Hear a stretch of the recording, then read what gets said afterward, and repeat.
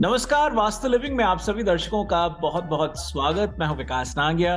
दर्शकों, एक नया विषय लिए हम हाजिर हैं हमारी वास्तु और फेंग शुई कंसल्टेंट पल्लवी छेलावाड़ा जी के साथ। आइए कार्यक्रम की शुरुआत में सबसे पहले उनका स्वागत करते हैं। पल्लवी जी, वास्तु लिविंग में आपका बहुत-बहुत स्वागत। शुक्रिया। पल्लवी जी, बहुत से ईमेल्स और बहुत से कॉल्स आते हैं, अलग-अलग सुझाव हमें आ रहे हैं कि लोग कुछ नए विषयों पर बातचीत करना चाहते हैं, कुछ नए विषयों पर सुझाव चाहते हैं आपसे। अब देखिए, नाम जो है ना, ये व्यक्ति के व्यक्तित्व की पहचान है, उसके रोज़गार की पहचान है। नाम पर बहुत कुछ टिका हुआ है। जी। और इसको एक विषय अनुसार रखते हुए खासतौर पे वो लोग जो नया बिज़नेस शुरू कर रहे हैं, बहुत से लोगों ने ये जानने की चेष्टा करी है कि हम अपने बिज़नेस का नाम क्या रखें? मतलब उनके पास 4, 5, 6 ऑप्शंस हैं। तो इसको हमने एक विषय की तरह रखा है और आज हम आपसे बातचीत करेंगे बिज़नेस नेम एंड वास्तु 2023 पर।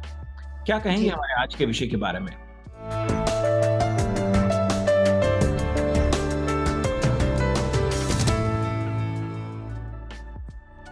बहुत अच्छा विषय है। जब एक बच्चा पैदा होता है तो हम बहुत कॉन्शियस होते हैं कि भैया बच्चे का नाम राशि के अनुसार तो होना ही चाहिए। कुछ लोगों की मान्यता ये है कि राशि के हिसाब से हो ना हो क्या फ़र्क पड़ता है।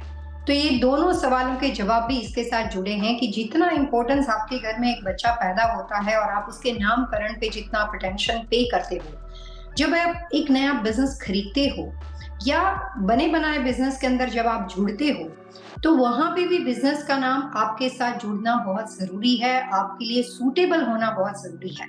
तो बिज़नेस का नाम हो या फिर आपका वेल एस्टेब्लिश्ड बिज़नेस के साथ-साथ आपने कोई अपनी ब्रांड नेम बनाई हो, तो ब्रांड नेम के नाम का जो सिलेक्शन होता है, वो भी वास्तुशास्त्र के अंदर उतना ही इम्पोर्टेंट होता है जितना आप बच्चे के नामकरण के लिए कॉन्शियस होते हो। क्योंकि नाम जो होता है उसके साथ मिले हुए जितने भी लेटर्स हैं, वो लेटर्स सारे आपके लिए सूटेबल होने चाहिए। टोटल जो नाम के नंबर्स होते हैं, यानी कि 2 अक्षरों का बना हुआ नाम है, 6 लेटर्स का बना हुआ नाम है, तो पहले नाम जो इसमें कंपनी के लिए रखा जाता है, उसके नाम के कितने लेटर्स होते हैं, ऑड या इवन होने चाहिए, वो भी कंपनी के ओनर के हिसाब से एक वास्तु कंसल्टेंट की ड्यूटी में आता है कि वो आपको सजेस्ट करते हैं। तो हम यहाँ पे इस प्रोग्राम में 2-3 चीज़ों को समझने का प्रयास करेंगे, जिसके साथ मैं आपके साथ अपना कुछ केस स्टडी भी शेयर करना चाहूँगी। कुछ ऐसी कंपनियां जो नए-नए बिज़नेस की शुरुआत करी हो और जिनको अभी अपनी बिज़नेस के लिए नाम सिलेक्शन का ऑप्शन यानी कि उनको नाम चूज़ करना हो। कुछ ऐसे लोग जो ऑलरेडी बिज़नेस बना चुके हो, उनकी एलएलसी बन चुकी है या उनका एस कॉर्पोरेशन बन चुका है और उनका नाम कॉर्पोरेशन का बना हुआ है और उसके कई बार अगर नुकसान होती हो तो उसके वास्तु दोष किस तरह से ऑन पेपर कंपनी के नाम का वास्तु दोष वो फिक्स कर सकते हैं। तो दोनों बातों को हम अलग-अलग तरह से समझने की कोशिश करेंगे। बहुत अच्छी शुरुआत पल्लवी जी हमारी बातचीत की। देखिए, क्योंकि बहुत से लोग ये सोचते हैं कि मेरा बिज़नेस यदि ऑनलाइन है या ऑफ़लाइन यानी कि इन पर्सन स्टोर है, मैं उस तरह से नाम रखूँ। अब किसी का फ़ैशन का बिज़नेस है तो वो उससे जुड़ा नाम रखता है, या मीडिया कंपनी है, या ट्रेडिंग से जुड़ा हुआ है, या प्रोफ़ेशनल सर्विसेज़ से जुड़ा हुआ है, या मैन्युफैक्चरिंग से जुड़ा हुआ है, तो उस तरह के नाम सोचता है। कभी लेटर्स या ये एलएलसी या एस कॉर्पोरेशन या उस तरह की तरफ या वास्तु से जुड़ी गहराई की तरफ तो ध्यान जाता ही नहीं है, जबकि वो बहुत ज़रूरी है। उससे एक अच्छी नींव बन सकती है और बिज़नेस को एक लंबे समय तक इज़ाफ़ा होने का, फ़ायदा होने का पूरा-पूरा मैं ये कह सकता हूँ कि उसको फ़ायदा हो सकता है।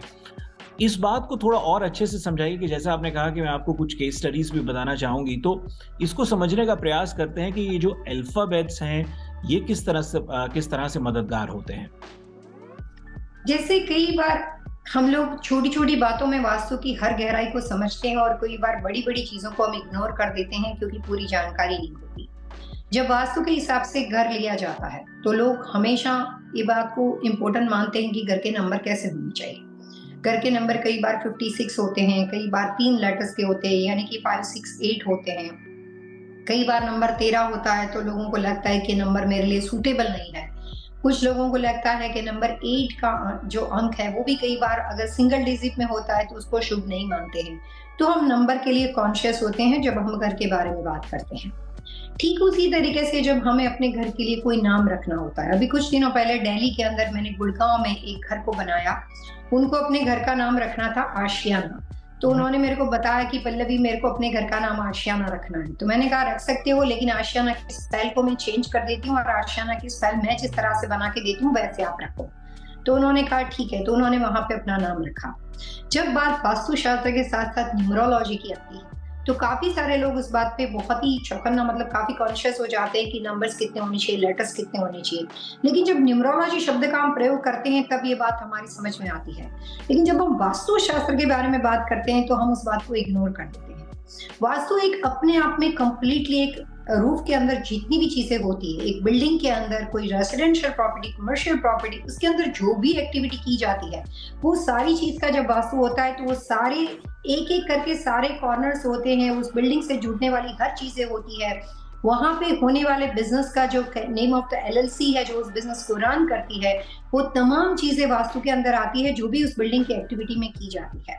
तो इसका मतलब ये हुआ कि एक बिजनेस जो होता है वो बिजनेस का ऑनर बिजनेस में सेकेंडरी है, बिजनेस का कॉर्पोरेशन एलएलसी और एस कॉर्पोरेशन प्रोप्राइटर फर्म उस बिजनेस में सबसे पहले होती है, क्योंकि वहां पे बिजनेस एक एलएलसी के माध्यम से होता है। बहुत ही कम लोग अमेरिका में खुद के नाम पे बिजनेस करते हैं।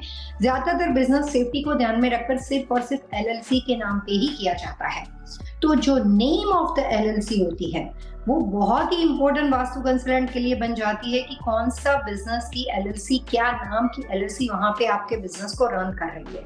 तो नेम ऑफ द कॉर्पोरेशन जो होता है वो इम्पोर्टेंट होता है।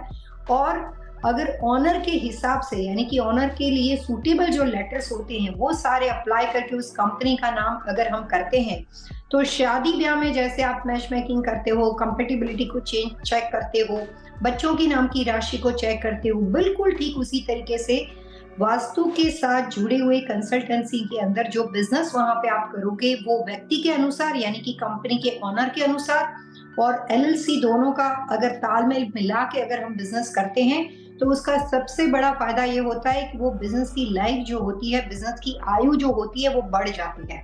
और कभी आपने ऐसा नहीं सुना होगा कि 2 साल में बिजनेस किया और बंद कर दिया, 4 साल में बिजनेस किया और बंद कर दिया। हर व्यक्ति चाहता है कि जो बिजनेस होता है वो उसके लिए एक बेबी की तरह होता है, बच्चे की तरह होता है।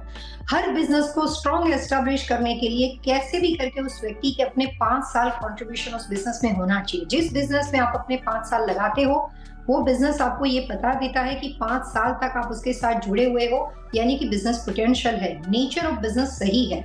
और 5 साल के बाद उस बिजनेस को आगे ले जाने में फिर वो आपको काफी हद तक हेल्प करता है। यानी कि उस बिजनेस का नाम जो है वो अगर सही तरीके से रखा गया हो, सही लेटर से रखा गया हुआ हो, तो ऑनर्स को उस बिजनेस में 5 साल आसानी से चलाने को और आगे बढ़ाने में वो आपकी हेल्प करता है। तो name of the corporation vastu के अंदर बहुत इंपॉर्टेंट माना जाता है।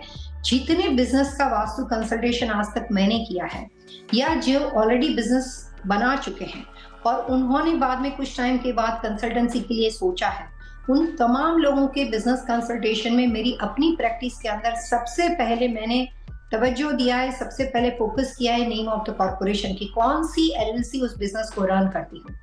सेकंड हमारा मेन फोकस होता है नेचर ऑफ बिजनेस, किस तरह के नेचर ऑफ बिजनेस के साथ वो व्यक्ति जुड़ा हुआ है।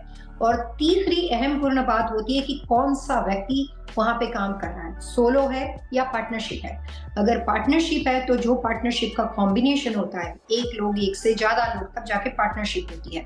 तो 3-4 लोगों की बनी हुई पार्टनरशिप हो, 2 लोगों की पार्टनरशिप हो, तो कैसे वहां पे उस बिजनेस के साथ जुड़ते हैं वो तमाम चीज ऑन साइट में देखने से पहले हम लोग ऑन पेपर देखते हैं।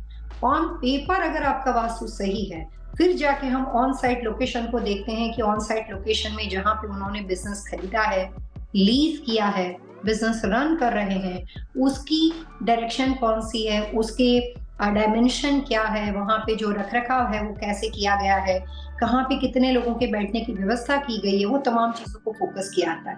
बिजनेस में सबसे पहले किया जाता है फोकस ऑन पेपर वास्तु के ऊपर, और उसकी पहली शुरुआत होती है नाम से। कौन सी एलएलसी का नाम आपके साथ जुड़ा हुआ है वो सबसे महत्वपूर्ण होता है। जी, बहुत लाभदायक जानकारी पल्लवी जी की ओर से। दर्शकों, एक छोटा सा ब्रेक लेते हैं। ब्रेक के उस पार जैसा पल्लवी जी ने कहा कि ये बहुत निर्भर करता है कि सोल प्रोप्राइटरशिप है यानी सिंगल ओनरशिप है, पार्टनरशिप है तो कितने पार्टनर्स हैं, कितनी डायमेंशन है। अलग-अलग चीज़ें हैं जिनको खास कंसिडरेशन में लिया जाता है वास्तु अनुसार बिज़नेस का नाम चुनने में, वो किस तरह से मददगार होता है। इस विषय को और आगे बढ़ाएँगे, एक छोटा-सा ब्रेक लेते हैं और ब्रेक के उस पार हम पल्लवी जी से बातचीत को जारी रखेंगे। बहुत जल्द हाज़िर होंगे।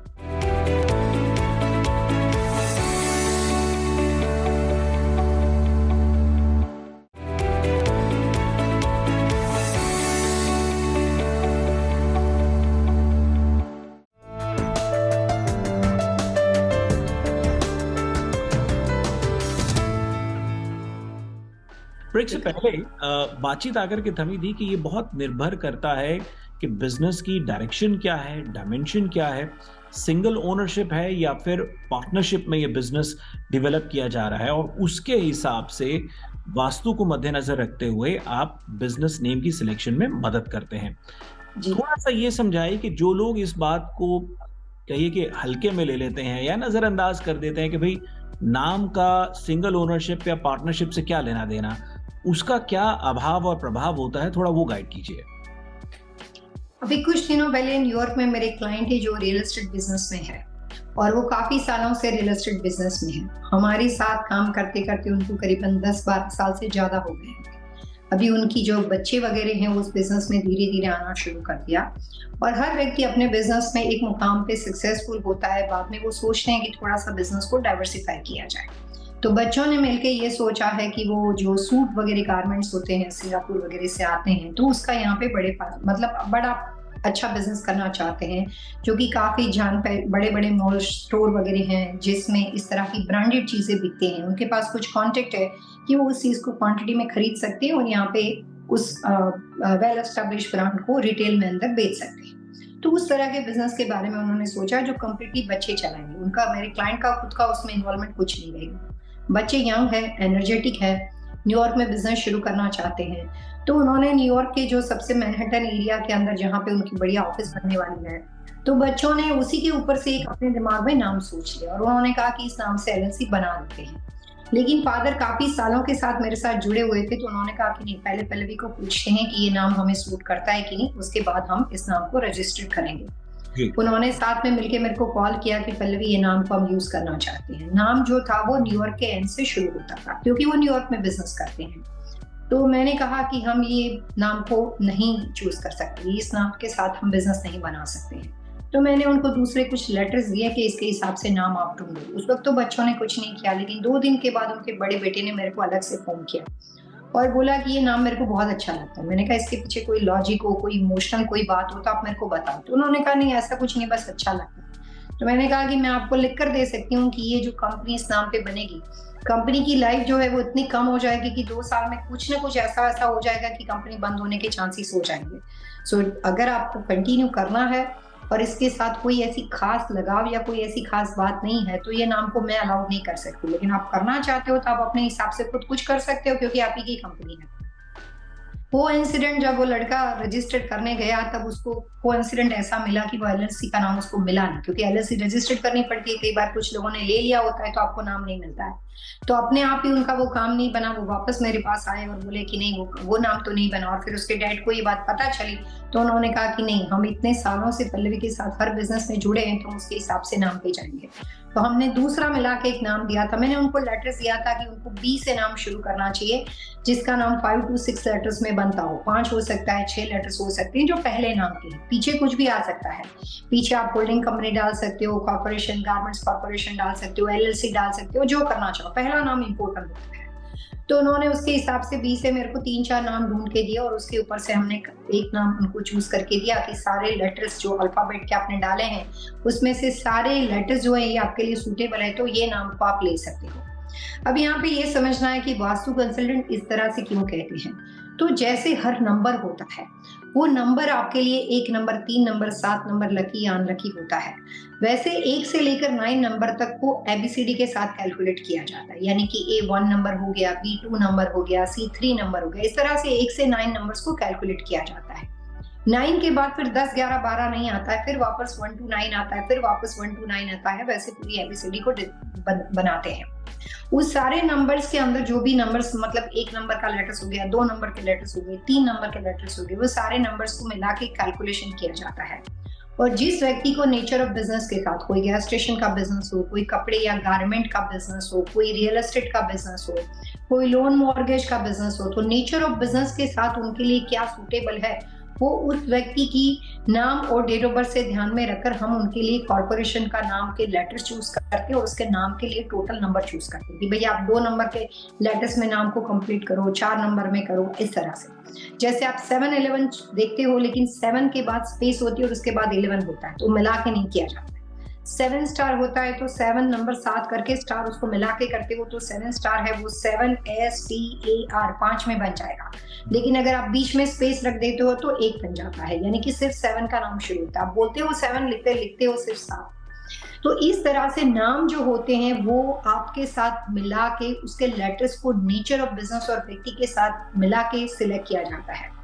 वास्तु के हिसाब से अगर कभी-कभी ऐसा हो जाता है कि आपको किसी भी चीज की जानकारी नहीं हो या आप ऑलरेडी बिजनेस बना चुके हो और आपके पास कोई दूसरी चॉइस नहीं होती है, तो भी ऑन पेपर आपने बिजनेस की लोन ली है। काफी लोग अगर ये प्रोग्राम सुनेंगे और उनके दिल में होता है कि मुझे कॉर्पोरेशन चेंज करना है, तो सबसे बड़ी समस्या ये हो जाती है कि एलएलसी के ऊपर लोन लिया होता है, बहुत सारी चीजें होती है, काफी जगह पे एलएलसी के साथ ऑन पेपर सारी चीज बन चुकी है जिसको चेंज करना बहुत मुश्किल हो जाता है। तब ये जाके सवाल पैदा होता है कि भाई हमें करना है लेकिन हम कैसे किए जाए। तो जिन्होंने नई शुरुआत की है उनके लिए तो अच्छा है, उनको अपना नाम और डेट ऑफ बर्थ और नेचर ऑफ बिजनेस देना है जिससे उनके लेटर्स निकल सकते हैं। लेकिन जो बना चुके हैं वो ये कर सकते हैं, दूसरी एक एलएलसी को फॉर्मेट कर सकते हैं और जो उनकी मेन एलएलसी है जिसको आप होल्डिंग कंपनी बोल सकते हैं, तो जो आपकी मेन एलएलसी है उस एलएलसी को वैसे ही रहकर आप एक दूसरी नई एलएलसी बना के आपकी मेन एलएलसी से इंटरनल एग्रीमेंट में दूसरी नई वास्तु के हिसाब से लेटर्स ढूंढ के जो एलएलसी बनेगी उसको मैनेजमेंट कॉन्ट्रैक्ट दे सकते हो। तो अगर आपके एक मॉडल के अंदर आपने एक एलएलसी बनाई है जिसका नाम है एंट्रिक्स एलएलसी या सनफ्लावर एलएलसी, वो सारी जगह पे बन चुकी है, बैंक लोन हो चुकी है, सब कुछ हो चुका है। अगर आपको किसी वजह से पता चलता है कि ये एंट्रिक्स बना है या सनफ्लावर बना है वो आपको सूट नहीं करता है, तो उस कंडीशन में उस एलएलसी को हमें टच नहीं करना है, लेकिन हम एक दूसरी मैनेजमेंट एलएलसी बना देते हैं जो वास्तु के हिसाब से होती है और आप अपनी पुरानी एलएलसी का मैनेजमेंट कॉन्ट्रैक्ट इंटरनल एलएलसी को दे सकते हो जो कि 100% वास्तु के हिसाब से। इस कंडीशन में आपको ऑन पेपर जो भी आपने किया हुआ है उसमें कुछ बदलाव नहीं करने पड़ते, आपके लिए आसान हो जाता है क्योंकि मैनेजमेंट एलएलसी भी आपकी खुद ही की है, आप ही रन कर रहे हो और ये सारा इंटरनली होता है ताकि कहीं पे भी आपको जाके क्वेश्चन मार्क खड़ा नहीं होता है। तो ऐसे काफी सारे उपाय होते हैं जो आप आसानी से कर सकते हो। नाम का वास्तु में बहुत ज्यादा इंपॉर्टेंट है। कहते हैं कि नाम आदमी को राजा से रंक बना सकता है, यानी कि नाम का इफेक्ट और उसका जो प्रभाव है वो व्यक्ति को बहुत अच्छा, उसके यानी कि उसके अच्छे फायदे भी होते हैं और उसके नुकसानदेह फायदे होते हैं अगर वो आपके लिए सूटेबल नहीं होता, जिसके लिए आप बोलते हो नाम मेरे लिए बहुत लकी था, तभी हम बोलते हैं कि नाम हमारे लिए बिल्कुल अनलकी था। ठीक उसी तरीके से एलएलसी का नाम जो है वो भी आपकी जिंदगी में आपके खुद के नाम की तरह आपके साथ जुड़ता है। शादी ब्याह में जैसे पति पत्नी का नाम जुड़ता है, दो पार्टनरशिप में बिजनेस में 2 व्यक्तियों का नाम जुड़ता है, बिल्कुल ठीक उसी तरीके से अगर आप सोलो बिजनेस भी कर रहे हो, आप खुद ही ऑनर हो, फिर भी उस एलएलसी हमेशा एक थर्ड व्यक्ति होती है, तो उस एलएलसी का नाम आपके साथ जुड़ता है। वास्तु शास्त्र में नाम का प्रभाव बहुत ही पावरफुल होता है। जो आप घर के नाम के लिए अपने घर का नाम रखते हो या अपनी स्ट्रीट के नाम को चूज करते हो, सिलेक्ट करते हो, या किसी के साथ आप फ्रेंचाइजी बिजनेस खरीदते हो और आपके पास 3-4 ऑप्शन होते हैं फ्रेंचाइजी को चूज करने के लिए। आप फूड इंडस्ट्री में जाना चाहते हो और आप सोचते हो कि मैं रॉय रोजर्स की फ्रेंचाइजी खरीदूं या बर्गर किंग खरीदूं। मॉडल इंडस्ट्री में जाना चाहते हो और आप सोचते हो कि मेरे को हैम्पटन में जाना है, ट्रू सिलेक्ट करनी है या किसी भी तरह की ब्रांड को सिलेक्ट करनी है। जहां पे ऑप्शन होता है वहां पे ब्रांड का सिलेक्शन हो, फ्रेंचाइजी सिलेक्शन हो, किस लेटर्स के साथ, किस कंपनी के साथ आप जुड़ोगे जो आपके लिए सूटेबल होगा, और खुद की कंपनी जो आप बनाओगे, जो आपकी एलएलसी जाके उसके साथ जुड़ती है, ये तमाम जगह पे सिर्फ वास्तु और नाम की इफेक्ट को कैलकुलेट किया जाता है। जहां शुरू से मौका मिलता है वहां पे वास्तु कंसल्टेंट आपको फ्रेंचाइजी सिलेक्शन के ऑप्शन में हेल्प करते हैं, नेम ऑफ द कॉर्पोरेशन के सिलेक्शन में हेल्प करते हैं, और जहां पे ऑलरेडी नाम बन चुका है वहां पे कोई भी मैनेजमेंट एलएलसी ओपन करके उसको सही करने की रेमेडी करके आपको प्रॉब्लम सॉल्व कर सकते हैं। तो मल्टीपल चीजें होती है जिससे आप बिजनेस का नाम सही दिशा में रख सकते हो, सही लेटर्स के साथ रख सकते हो, जिससे उस बिजनेस के साथ आपका तालमेल बन जाता है और लंबी लाइफ उस कंपनी की हो जाती है। जी पल्लवी जी, इससे पहले कि मैं ब्रेक लूं, यहाँ जैसे हमने सिंगल ओनरशिप और पार्टनरशिप पर आपने काफ़ी बहुत अच्छे तरीके से समझाया, उसी तरीके से थोड़ा डायरेक्शन और डायमेंशन को भी समझना चाहूँगा। देखिए, जी। बहुत से बिज़नेसेस ऐसे हैं जो इन पर्सन होते हैं, जिनको हम ऑफ़लाइन बिज़नेस कह सकते हैं या और फिर बहुत से बिज़नेस ऑनलाइन होते हैं। अब वहाँ पे डायरेक्शन और डायमेंशन के शायद कोई उतने मायने नहीं होंगे, लेकिन बहुत से लोग जो आजकल बिज़नेस ऑनलाइन करते हैं, उनके लिए जो नाम हो, वो किस तरह से चयन करें? और फिर जो इन पर्सन बिज़नेस हैं, उनके लिए डायरेक्शन डायमेंशन कैसे कार्यरत है, ये समझ लिया जाए। आजकल बिजनेस में एडवांस बिजनेस में बहुत चेंजेस आ गए हैं विकास से। पहले ऐसा था कि आदमी एक बिजनेस करता था, 3-4 बिजनेस करता था और खुश हो जाता था। अब आजकल वैसी बात नहीं है। आज सबसे बड़ा क्रेज है कि हर व्यक्ति को अपनी एलएलसी को लेकर पब्लिक जाना है। पिछले कुछ सालों से करीबन 10-12 साल से जितने लोगों के साथ मैं काम कर रही हूँ, जिन्होंने पहले सोलो बिजनेस शुरू किया था, 3-4 बिजनेस किए, कुछ साल और हो गए, 5-10 साल में एक एम्पायर खड़ा कर दिया। अब सबकी यही तमन्ना है कि मैं अपनी कंपनी को कैसे करके पब्लिक ले जाऊं। तो ये अभी हमारी सबसे बड़ी क्लाइंट की बिजनेस रिक्वायरमेंट में ये बात आ गई है कि जिन्होंने अच्छा बिजनेस किया है, सक्सेसफुल है, लेकिन एक मुकाम पे आके ठहर गए हैं, उनको वहां पे रुकना नहीं, उनको उस बिजनेस को आगे लेकर जाना है। और मैं काफी ऐसी पब्लिक लिमिटेड कंपनी को बना चुकी हूँ जिनसे उन्होंने शुरुआत की थी प्राइवेट लिमिटेड से, लेकिन बाद में मैं उनको पब्लिक ले जाने में उनकी हेल्प करती हूँ। ऐसे हम लोग म्यूचुअल फंड, पब्लिक लिमिटेड, उस लाइक जो हेज फंड, उसमें काफी सारे लोगों को हेल्प करते हैं। तो जो वास्तु के हिसाब से अभी आपने सवाल पूछा कि डायमेंशन में सोलो बिजनेस हो या इन पर्सन बिजनेस होती, उसमें क्या फर्क पड़ता है। तो जो नेम ऑफ द कॉर्पोरेशन के बाद जो आता है वो होता है दिशाओं का सिलेक्शन, और दिशाओं के साथ साथ डायमेंशन होते हैं। क्या नहीं होना चाहिए वो मैं आपको पहले बता देती हूँ। उसके अलावा काफी सारी चीजें होती है, लेकिन आम तौर पे एक कॉमन वास्तुशास्त्र के हिसाब से कोई भी नेचर ऑफ बिजनेस आपका हो, तो जिसमें कोशिश करनी चाहिए कि आपके बिजनेस की डायरेक्शन जो होती है वो जहां तक हो सके, व्यक्ति दर व्यक्ति डायरेक्शन बदल जाती है, लेकिन जहां तक हो सके बिजनेस का ओपनिंग या एक्सेस साउथ वेस्ट का नहीं होना चाहिए। ये कॉमन स्टैंडर्ड फॉर्मेट में बता रही हूँ, फिर व्यक्ति दर व्यक्ति अलग अलग चीजें हो सकती है, तो साउथ वेस्ट को खास करके अवॉइड किया जाता है। और जो डायमेंशन की बात होती है उसमें जिस प्रॉपर्टी की विड्थ छोटी हो और उसकी लेंथ 3 गुनी से ज्यादा हो, यानी कि ट्रेन का डब्बा आपने देखा होगा कैसे होता है, आगे से विड्थ उसकी बहुत छोटी और पीछे बहुत लंबा। अगर 20 फुट का किसी को, मैं छोटे नंबर दे रही हूँ, 20 फुट की किसी की विड्थ हो तो 80 फुट अगर उसकी गहराई है यानी कि डेप्थ है, तो उस कंडीशन में उसकी जो विड्थ है उससे उसकी लेंथ जो है वो 3 गुनी, डबल से ज्यादा हो गई, क्योंकि 20 का अगर आप डबल करते हो तो 40 होता है। लेकिन 20 फीट विड्थ किसी स्टोर या शॉप की हो या कहीं कोई भी लोकेशन की हो और उसकी गहराई, उसकी डेप्थ 3 गुनी से ज्यादा हो, उस कंडीशन में बिजनेस का सिलेक्शन नहीं करना चाहिए। या तो आप रेक्टेंगुलर प्रॉपर्टी में जा सकते हो, स्क्वायर प्रॉपर्टी तो बहुत ही कम होती है, लेकिन रेक्टेंगुलर हॉरिजॉन्टल जा सकती हो, लेकिन जिसकी विड्थ से जिसकी गहराई ज्यादा लंबी हो, जिसकी डेप्थ ज्यादा लंबी हो और वो 3 गुनी से ज्यादा हो, ऐसी प्रॉपर्टी वास्तु में अच्छी नहीं मानती। और सबसे बड़ी कॉमन टिप्स जो कि बहुत ही कम लोगों को पता है कि किसी भी वजह से आपकी प्रॉपर्टी ऐसी हो जिसके नॉर्थ एंड साउथ आपके जो है वो लंबे हो और ईस्ट एंड वेस्ट बहुत ही छोटे हो, यानी कि सेम वही एग्जांपल दोबारा देना चाहूंगी, 20 फीट की ईस्ट है, 20 फीट की वेस्ट है, क्योंकि फ्रंट ईस्ट पड़ता है और बैक वेस्ट पड़ता हो, या वाइज वर्सा हो, तो ईस्ट और वेस्ट में 20 फीट पड़ता हो और नॉर्थ एंड साउथ के अंदर 80 फीट पड़ता हो। इसका मतलब ये हुआ कि जिसके ईस्ट वेस्ट छोटे हैं और जिसके नॉर्थ एंड साउथ लंबे हैं, उस तरह की प्रॉपर्टी को वास्तुशास्त्र के हिसाब से लंबे अरसे तक बिजनेस में स्टेबिलिटी के लिए अच्छा नहीं माना जाता। उसके उपाय बहुत सारे होते हैं, उपाय करके आप कर सकते हो। अभी न्यू जर्सी में मैं एक फार्मेसी बना रही हूँ, उसमें वैसी ही प्रॉब्लम है कि हमारी जो फ्रंट है वो बहुत ही छोटी और उसकी डेप्थ बहुत ज्यादा है और वो जर्सी सिटी एरिया के अंदर है, वहाँ पे बिल्डिंग की कुछ लिमिटेशन है, तो हम वहाँ पे कुछ उपाय करके उस प्रॉपर्टी को बना रहे हैं। लेकिन आमतौर पे कॉमन वास्तु के हिसाब से जहाँ पे भी फ्रंट एंड बैक जो है वो बहुत ही छोटे हो और वो आपके ईस्ट एंड वेस्ट दिशा के साथ जुड़े हो और नॉर्थ एंड साउथ लंबे हो, ऐसी प्रॉपर्टी में शुरू से सिलेक्शन का मौका मिले तो वहां पे नई कंपनी एस्टेब्लिश नहीं करनी चाहिए।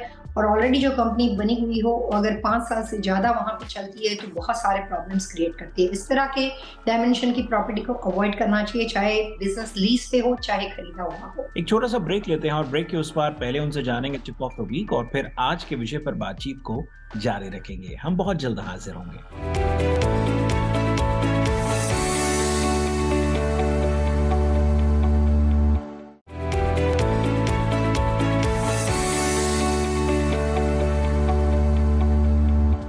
स्वागत आप सबका एक बार फिर से। आप देख रहे हैं वास्तु लिविंग और मैं हूं विकास नांगिया। आज पल्लवी जी से बातचीत हो रही है बिजनेस नेम एंड वास्तु 2023 पर। पल्लवी जी, कार्यक्रम में आपका एक बार फिर से बहुत बहुत स्वागत।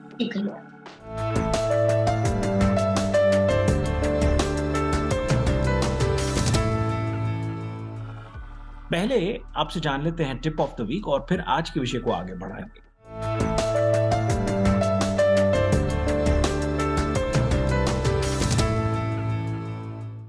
कॉमन वास्तु के हिसाब से अगर आपको अपने बारे में कोई सही इंफॉर्मेशन पता ना हो, काफी लोग बोलते हैं कि मेरी डेट ऑफ बर्थ सही नहीं होती है, या अपने बिजनेस में आप फिलहाल बहुत ज्यादा परेशान हो रहे हो और नेम ऑफ द कॉर्पोरेशन को बदलने की कोशिश करते हो और आपके पास के खुद की इंफॉर्मेशन सही ना हो, तो उस कंडीशन के अंदर आप ओ यानी कि ऑस्कर, उसके 6 लेटर्स और ए एज एन एप्पल यानी 6 लेटर्स, ये कॉमन वास्तु के हिसाब से हैं। जैसे आमतौर पे लोग मानते हैं कि ईस्ट अच्छा होता है, नॉर्थ ईस्ट अच्छा होता है, जो कि 100% ट्रू नहीं है, लेकिन समांतर स्तर पे काफी सारे लोगों को सूट करता है। ठीक उसी तरीके से बिजनेस के अंदर ये 2 लेटर्स जो हैं वो वास्तु के हिसाब से माना जाता है कि ऑल ओवर कहीं भी जो प्रॉपर जानकारी नहीं हो तो ऐसे तमाम लोग उसको यूज कर सकते हैं। ये 100% हर व्यक्ति को सूटेबल है ऐसा मैं नहीं बोलती, लेकिन ऑलमोस्ट काफी ज्यादा लोगों के लिए सूटेबल होते हैं। तो जहाँ पे एक्यूरेट इंफॉर्मेशन ना हो वैसे तमाम लोग फिलहाल एलएलसी बनाने के लिए सोचते हैं, तो वो इस तरह की वास्तु की टिप्स को अपने नेम बिजनेस के एलएलसी बनाने के लिए चूज कर सकते हैं। दोस्तों, वास्तु लिविंग के आज के एपिसोड में इतना ही। यदि आज के एपिसोड से संबंधित आपके मन में कोई सवाल हो, कोई सुझाव हो, आप चाहते हैं कि हम पल्लवी जी से अन्य किसी विषय पर बातचीत करें, तो आप हमें लिख सकते हैं vastu@tvasiausa.com पर। और पल्लवी जी से संपर्क करने का सरल आसान तरीका है pallavichellawada.com। पल्लवी जी, अगले अंक तक के लिए आइए, दर्शकों से मिलकर के आगे लेते हैं। Wish you all happy vastu living.